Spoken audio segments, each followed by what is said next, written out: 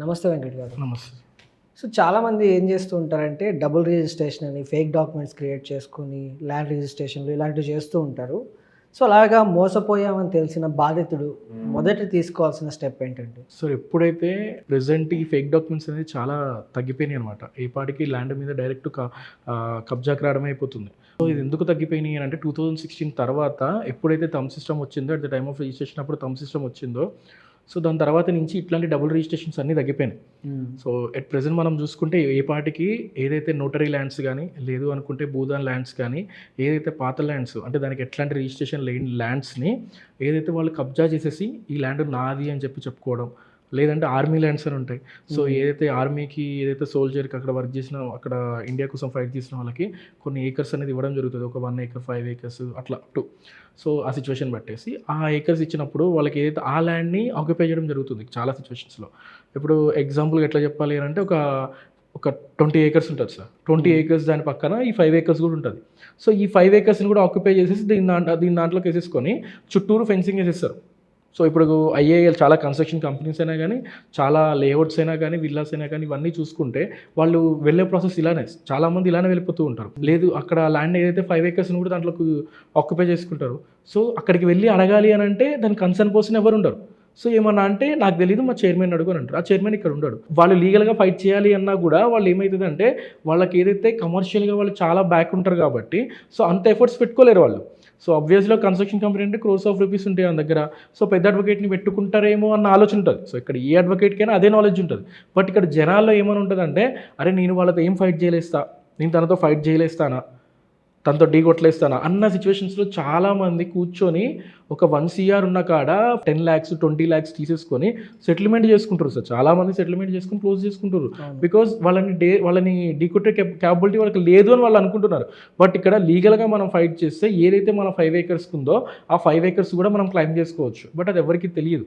ఎగ్జాంపుల్గా చూసుకుంటే కొన్నిసార్లు ఏమవుతుంది అని అంటే, ఏదైతే నోటరీ ల్యాండ్స్ ఉంటాయి ఎక్కువ, నోటరీ ల్యాండ్లోకి వీళ్ళే ఆక్యుపైకి వెళ్ళిపోతారు. సో రిటైర్డ్ ఎంఆర్ఓ అని చాలా న్యూసెస్లో కూడా చూస్తూ ఉంటాం.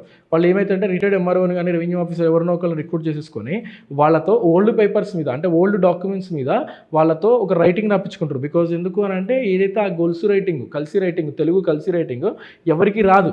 అది గొలుసు రైటింగ్ అంటారు, గొలుసు కట్టు రైటింగ్ అని అంటారు. అది ఎవరికి రాదు నార్మల్ పర్సన్స్కి. అది ఎవరికైతే వచ్చో ఆ పర్సన్ రిక్రూట్ చేసేసుకొని వీళ్ళు ఆ ల్యాండ్ మీద డాక్యుమెంట్స్ వీళ్ళు క్రియేట్ చేసేసుకుంటారు. పలానా సంవత్సరంలోనే ఈ డాక్యుమెంట్ నాకు అమ్మేసిర్రు అని చెప్పేసి దాని మీద ఇల్లీగల్గా ఆక్యుపైకి వెళ్ళిపోతారు.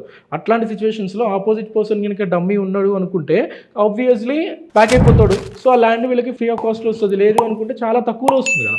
10 కోట్లు ఉన్న ల్యాండ్ ₹1 కోటి వచ్చింది అని అంటే వాడికి బెనిఫిట్, చాలా బెనిఫిట్. మహా అంటే డాక్యుమెంటేషన్కి వీళ్ళకి ఒక 1 crore ఖర్చు పెట్టుకుంటాడు. సెటిల్మెంట్ చేసుకునేందుకు వాడికి 1 crore ఖర్చు పెట్టుకుంటాడు.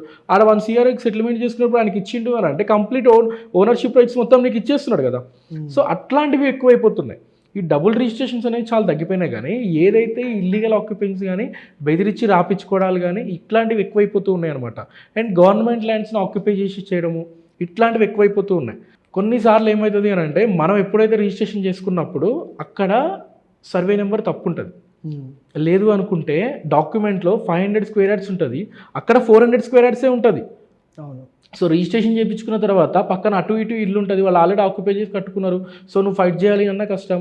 లీగల్గా 10 years కనుక దాటింది అని అంటే ఆ ఓనర్షిప్ రైట్స్ వాళ్ళకే వస్తాయి అని చెప్పేసి ప్రతి ఒక్కళ్ళకి తెలుసు. అండ్ కోర్టు దాకా వస్తే దాన్ని కూడా ఫైట్ చేయొచ్చు, దానికి ప్రాబ్లం ఏం లేదు. బట్ ఇక్కడ ఏంటి అని అంటే బయట ఉన్న పర్సన్స్కి అట్లాంటి థాట్స్ ఉంటాయి. సో ఆ సిచ్యువేషన్లో ఏమవుతుంది అని అంటే వాళ్ళు వదిలేసుకుంటారు.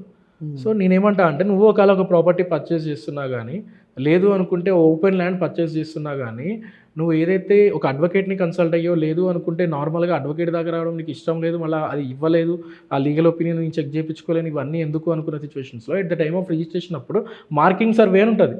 ఆ మార్కింగ్ సర్వే చేపిస్తే నీ హద్దులు మొత్తం ప్రాపర్ మెజర్మెంట్స్ అనేది గీసి అక్కడ 500 square yards ఉందా, 400 square yards ఉందా, అండ్ ఒకటే సర్వే నెంబర్లో అంత స్క్వేర్ యార్డ్స్ ఉందా, అండ్ సర్వే నెంబర్లు అన్ని పక్కపక్కన ఉన్నాయా, అన్ని క్లియర్ కట్గా మార్కింగ్ సర్వేలో తెలుస్తూ ఉంటాయి. దానికి నార్మల్గా ఎక్స్ట్రా ఛార్జెస్ రిజిస్ట్రేషన్ ఆఫీస్ ఏదైతే రిజిస్ట్రేషన్ చేయించుకున్నప్పుడు గవర్నమెంట్కి ట్యాక్స్ పే చేస్తున్నావో, ఏదైతే అమౌంట్ పే చేస్తున్నావో దానికి ఒక 5,000 6,000 ఎక్స్ట్రా ఉంటుంది మార్కింగ్ సర్వేకి. అమౌంట్ కనుక ఎఫర్ట్ చేసేసుకొని ఆ మార్కింగ్ సర్వే చేయించుకుంటే ఫ్యూచర్లో నీకు వచ్చే లిటిగేషన్ నుంచి నువ్వు బయటపడవచ్చు. సో రేపు పొద్దున్న ఎవరైనా కనుక నాది అని చెప్పి వచ్చినా కూడా అరే బాబు నేను మార్కింగ్ సర్వే చేయించుకున్నా, గవర్నమెంట్ రికార్డ్స్లో నాది ఇంత ల్యాండ్ ఉంది అని చెప్పేసి మనం చూపించుకోవడానికి క్లియర్ కట్గా ఉంటుంది. రైట్. థ్యాంక్ యూ అండి వెంకట్ గారు, థ్యాంక్ యూ సో మచ్.